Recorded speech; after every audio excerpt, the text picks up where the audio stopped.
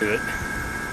I held off on working any more on the drainage on the back of the house so I could get to this.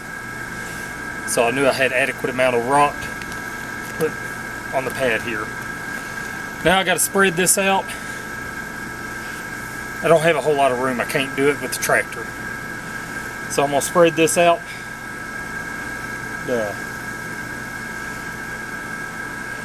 Get this done, get my sewer line in. We'll be in good shape.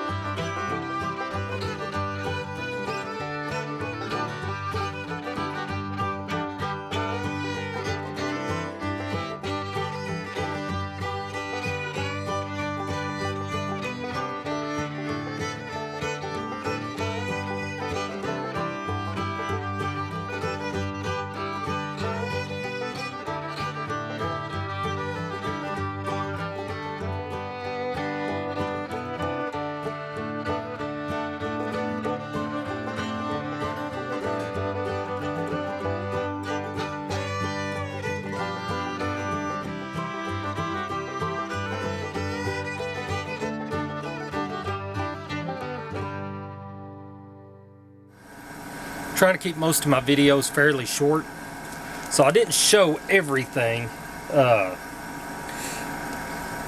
I said, as far as the gravel goes, I just brought the gravel in. I really didn't spread it with the backing up or anything or shaking it. I just dumped it, took my box blade and just put a little bit downward angle. You don't want to put a lot, it's easy to mess it up. I do have float mode on mine, so I use float for a lot of things. That way there was no downward pressure. But anyways, just halfway leveled it off. Then any low spots, I'm going to take a rake and I'm just going to rake it. Just get some of them low spots out. Or I've got a few spots that has that I've piled some rock up. I've got one over here, and then I've got one over there in that area. Anyways, if I have a spot that I need to put a little bit more, I'll just shovel it over. No big deal.